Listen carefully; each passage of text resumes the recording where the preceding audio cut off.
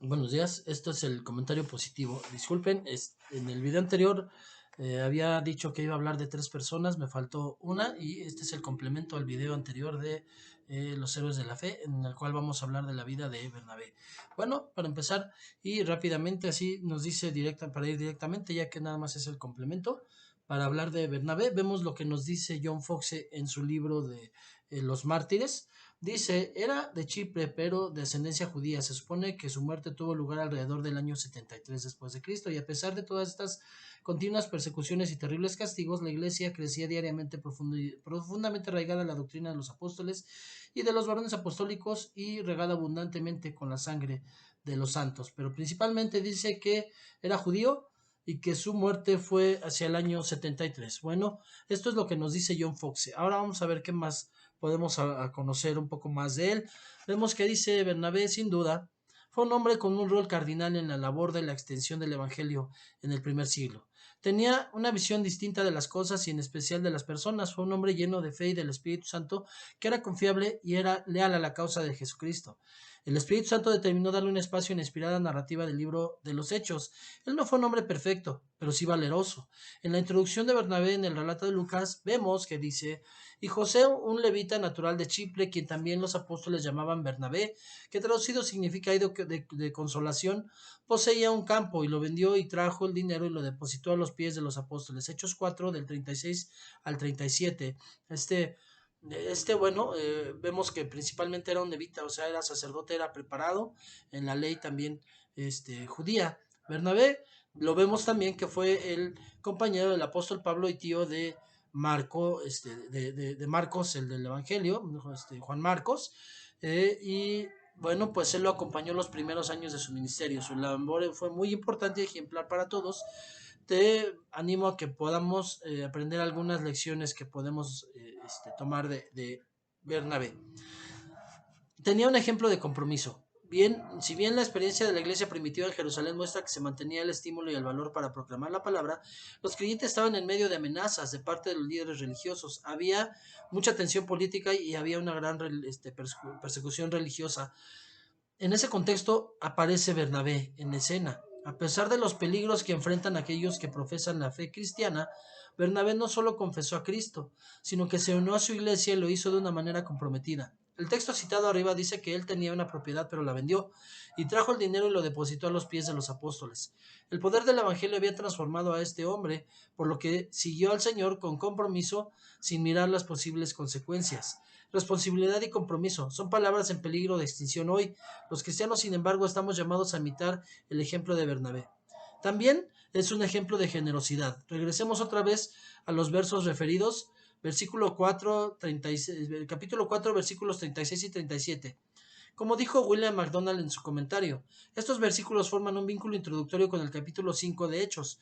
La generosidad de Bernabé es presentada en acusado contraste con la hipocresía de Ananías, porque en el siguiente capítulo vemos que Ananías quiso engañar al Espíritu Santo. Este hombre fue alguien desprendido. No se introdujo con mezquindad ante la necesidad de los hermanos de la iglesia, sino que obró con generosidad. En medio de una generación altamente materialista, nos hace bien mirar la generosidad de Bernabé y replicarla. Yo hasta siento que el ver después de Bernabé, que vemos a este hombre que quiso engañar al Espíritu Santo, Ananías, bueno, pues yo siento que más bien quiso copiar. Hay muchos hermanos que quieren copiar lo bueno, pero lo hacen de una manera más como para que volteen a ver que yo hice lo bueno, no para realmente agradar al Señor Espíritu Santo. No se sabe cómo ni por qué Bernabé tuvo la tierra de la que vendió. En condiciones normales, dado que era levita, tal vez no la habría poseído. Sin embargo, sabemos que la ley del amor obró de tal manera en la vida de este hijo de consolación que vendió el campo y puso el dinero a los pies de los apóstoles. En medio de una generación altamente materialista, nos hace bien mirar la generosidad de este hombre y replicarla. Oremos para que Dios nos dé un corazón como ese. También es un ejemplo de amor y de humildad. Cuando Lucas habla de Saulo, previo a su conversión, nos dice que hacía estragos en la iglesia al echar a creyentes a la cárcel. Esto nos lo dice Hechos capítulo 8 versículo 4. Por tanto, después de su conversión, cuando él quería reunirse con los discípulos en Jerusalén, ellos titubearon. pues todavía tenían temor de el poder y las cartas que tenía Pablo para perseguir a la iglesia. Sin embargo, Bernabé lo introdujo al contarles lo que Dios había hecho en y por medio de Pablo. Entonces los discípulos estuvieron dispuestos a aceptarlo gracias a la mediación de Bernabé. Esto lo vemos en Hechos capítulo 9 versículos 26 y 27. Este cambio de reacción en los discípulos implica que Bernabé tenía un lugar de liderazgo en la iglesia. Sin duda lo consideraban como alguien confiable y amante de los demás. Precisamente su amor por Pablo lo movió a introducirlo a los líderes en Jerusalén. La iglesia necesita gente dispuesta a darle oportunidades a otros y estimularlos a fe y obediencia. Ese mismo amor y humildad hizo que años más tarde buscara a Pablo en Tarso para que lo acompañara en la tarea de instruir a la creciente iglesia en Antioquía. Esta iglesia luego los enviaría por mandato del Espíritu Santo en lo que conocemos como el primer viaje misionero de Pablo. Eso está en Hechos 11, 25, 26 y 13, 1 al 4. El amor de Bernabé por el prójimo lo condujo a ser humilde y por lo tanto introducir a Pablo en el ministerio. Él rehusó llevarse la gloria, sino que él quería compartir los frutos del trabajo que se estaba haciendo. De hecho, no solo introdujo a Pablo, sino que también lo dejó ser el líder. Pudo haber sido líder Bernabé, llevaba más tiempo de ser cristiano, él fue el que tuvo el plan, pero él permitió que fuera Pablo el líder. Un hombre humilde reconoce el llamado y los dones en otros, no importa si eso implica convertirse en un líder secundario. Esta es una evidencia de un corazón impactado por la gracia del Evangelio. O sea, en el verdadero Evangelio no hay celo de que yo llevo más tiempo, yo conozco más, yo sé más, sino que con humildad ves quién está llamado por Dios. Al inicio del segundo viaje misionero, según Hechos 15:36, en adelante vemos otra escena en la que se muestra esta característica en Bernabé. Pablo quería que el equipo misionero volviera a visitar a los hermanos en las ciudades donde habían estado en el viaje anterior. Bernabé estaba de acuerdo, pero quería llevar a Juan Marcos, obviamente a su sobrino del que ya habíamos hablado. Pablo se opuso porque este joven los había abandonado en el primer viaje. Esta situación los llevó a tal desacuerdo que Pablo se fue con Silas y Bernabé con su sobrino. Ahí se separaron, pero eso también fue un beneficio para el evangelio, ya sé que se extendió mucho más fuerte que si hubieran seguido juntos. Ya era el tiempo, el Señor Espíritu Santo estaba llevando a que así fuera. Ahora, el tiempo en el que Juan Marcos se separó, probablemente es lo que dicen algunos teólogos, fue el tiempo que utilizó para ir con Pedro a que le platicara lo que había vivido con el Señor Jesús y entonces él plasmarlo en el evangelio que él escribió.